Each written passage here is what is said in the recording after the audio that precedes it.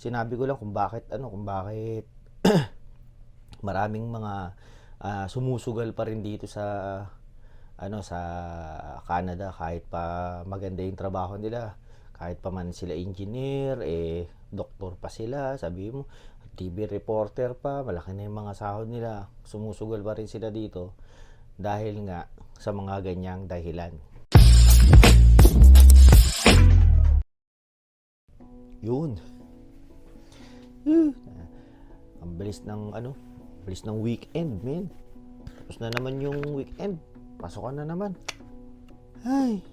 Pero mas okay na to, no? Merong weekend, merong 2 araw na pahinga. Ano rin kahit pa paano nakaka-recharge yung katawan mo Tapos may mga happenings dito sa itong Saturday. Sinelebrate namin halos lahat ng birthday ng November. Nagsabay-sabay na namin. Ganun kasi dito pagka para maging engrande yung handaan, pinagsasabay-sabay na namin. Birthday, tapos yung na PR, yung meron ng may update sa kanilang PR application, mga kabatch ko yan.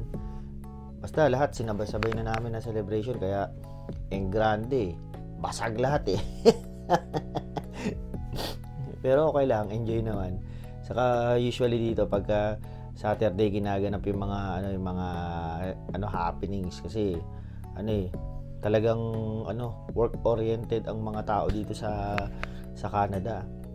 Kumbaga pagka sinabi mong weekdays, puro trabaho lang ang ginatupag ng mga tao dito.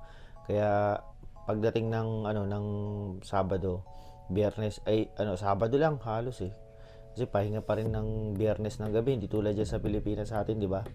Pagka Biyernes, inuman na yan, ganyan. Lalo na kami dati sa office, mga tropa ko sa shout out sa mga tropa natin dyan sa Social Housing Finance Corporation, Lahat yan mga tropang malupit yan. Pagka Friday na, tawag namin yan Biyernes na Biyernes, tapos doon na puro inuman na yan kung saan pa pwesto dyan sa Makati. Maganda rin na nakakamiss. Kausap ko nga sila nung Saturday yata Friday night kausap ko sila. Yun lang, wala lang, naikwento ko lang. Meron akong magandang i-discuss kasi sa inyo na yung tungkol nga sa pag may mga kakilala kami dito na pumupunta pa rin dito sa Canada kahit yung established na sila sa Pilipinas, talagang na sila doon, maganda na yung buhay doon, pero pumupunta pa rin dito sa Canada. Bakit kaya meron akong kilala engineer, meron akong kilala police, meron akong kilala doktor. Isipin mo yun, doktor ka na, malaki na kinikita ng doktor sa Pilipinas. Pagbalik mo rito, hindi ka naman pwede maging doktor kagad dito or pwede ka na kagad maging engineer, hindi pwede.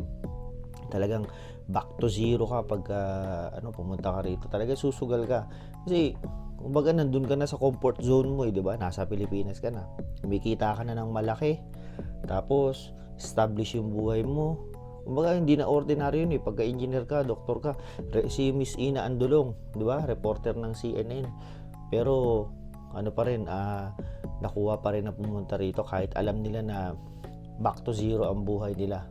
Bakit sila sumusugal, Yun yung gusto kong i-discuss dito sa inyo. So yun. Kung kung niyo naman. Dati sinabi ko kasi, pagka kumikita ka ng malaki diyan sa Pilipinas, wag niyo na pangarapin na pumunta dito sa Canada. Kung kunyari kumikita ka na naman ng mga 6 digits ganyan, ba't ka pupunta rito, 'di ba? Usually naman dito habol pera, pero hindi naman lahat yun ang habol, may mga rin tao na hindi lang sa pera umaasa, syempre hindi lang naman yun ang makakapagpaligaya sa inyo, pera. Pagka ganun ka na, hanap mo pa rin yung kahit papaano suporta ng gobyerno yan, isa na number 1 yan na na nagiging problema ng Pilipinas, yung suporta ng gobyerno sa pamilya ng mga Pilipino. O sabihin na natin ano ka, maganda na yung trabaho mo diyan, ipon ka na. Pero tapos pagka yung kunyari na ano ka, na tigbak ka sa trabaho, yung mga ganyan, o kaya may mga emergency, ano lang, usually pababa kagad yung ano mo, yung buhay mo.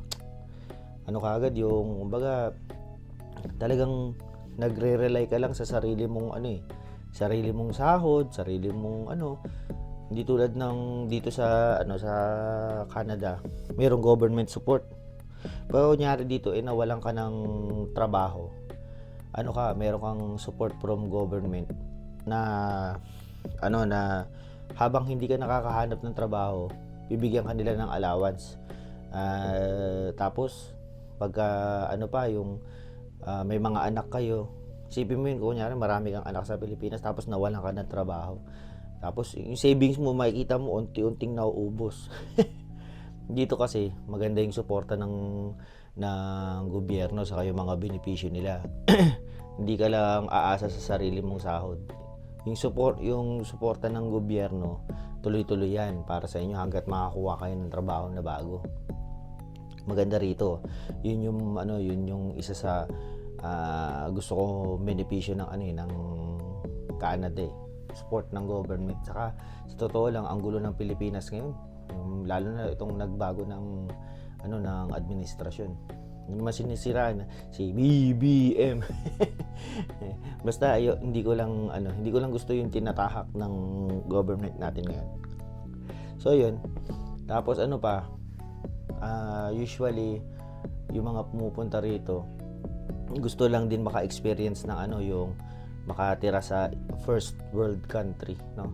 Like Canada, US, yung mga magagandang countries kasi parang alam mo yun, ma-explore mo naman yung yung kalahati ng mundo. Kasi pag kunyari diyan sa kung nasa Pilipinas kami, sample ko na lang yung sa sarili ko.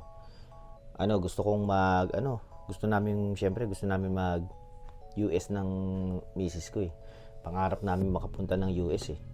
Kaya lang parang pangarap lang talaga. Nagtatrabaho kami sa government pero hindi sapat. Feeling namin nung nag-uusap kami dati sa Pilipinas, kung mag-US kami, kailangan namin ng malaking pera. Tapos kailangan mo pa ng magpa-approve ng visa, which is mahirap magpa-approve ng visa pagka nasa Pilipinas ka lang eh. Tapos wala kaming kakilala na pupuntahan doon para makatipid man lang kahit sa accommodation, mga ganun. Kailangan mo talaga ng malaking pera. Ngayon nandito na kami sa Canada, mayroon na kaming mas malaki na yung chance namin na makapunta sa US kasi kahit nga i-drive mo lang, kahit saka yung kunyari mag-eroplano ka rito, mura lang yung ticket, ganun. Saka pag kumuha ka ng visa rito, lalo na pag PR ka, wala nang problema, madali na magpa-approve ng visa dito ng US.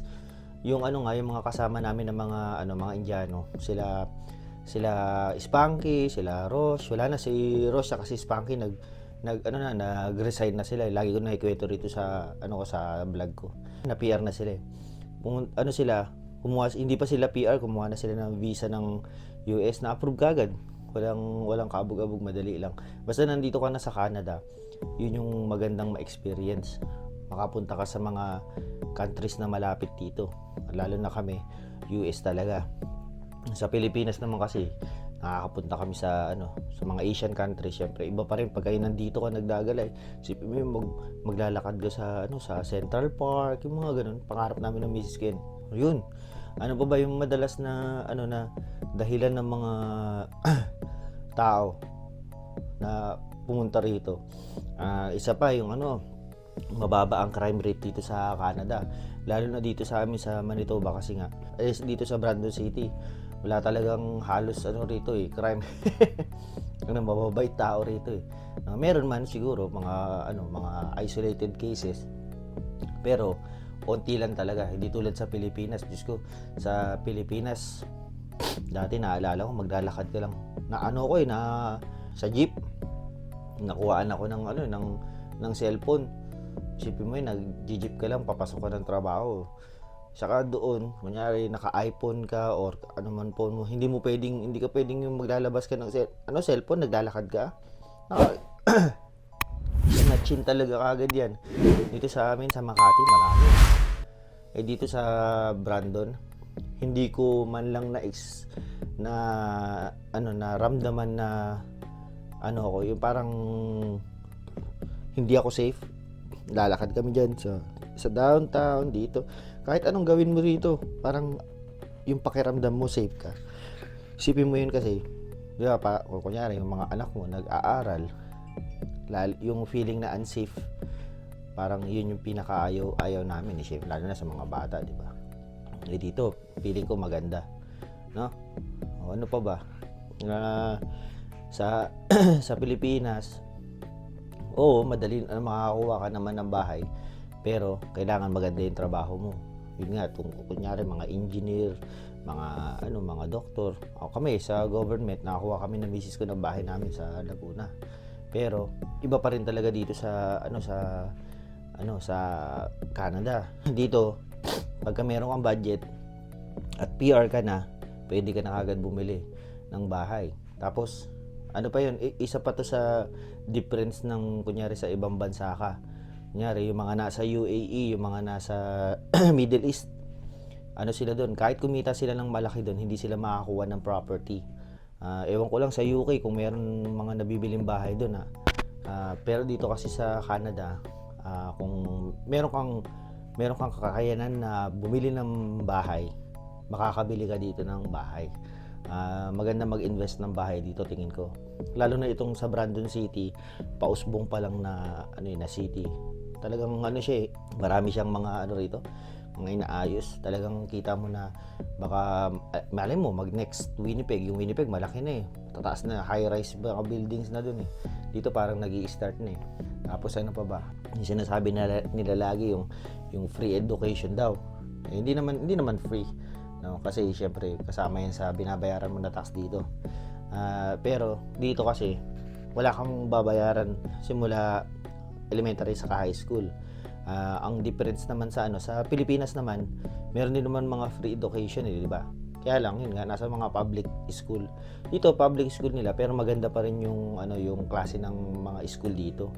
Tapos malalapit lang yung mga school. Maganda yung standard ng school dito. Kaya gusto rin namin dito para sa mga para sa mga bata. Usually sa mga nakikita ko sa sa mga lumilipat dito na mga magaganda na yung trabaho from Philippines.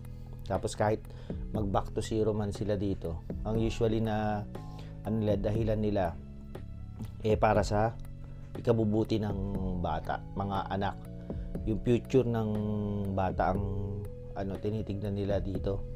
Kasi sabi ko nga, kunyari, maganda nga yung trabaho mo na doon, mga ganon-ganon, hindi mo ma-insure sa mga kids mo kasi masyado ng competitive sa Pilipinas talaga. Napakadami kasing tao, di ba? Sipin mo yun, kapag-graduate mo yung anak mo, hindi pa rin yun yung assurance na makakuha sila ng magandang trabaho. Pwede pa rin silang maging katulad ko lang na pasaway lang sa school, mga ganon. Dito kasi maganda yung mga school dito, lalo na dito sa Brandon, yung Brandon University. Usually yung pinupuntahan ng mga taga Nipawa lumilipat sila from Nipawa dito sa Brandon City para sa school. Kasi dito marami na rin yung mga magagandang facilities dito Tapos nandito rin yung mga superstore, kaya usually naglilipatan sila rito. No? Yun lang.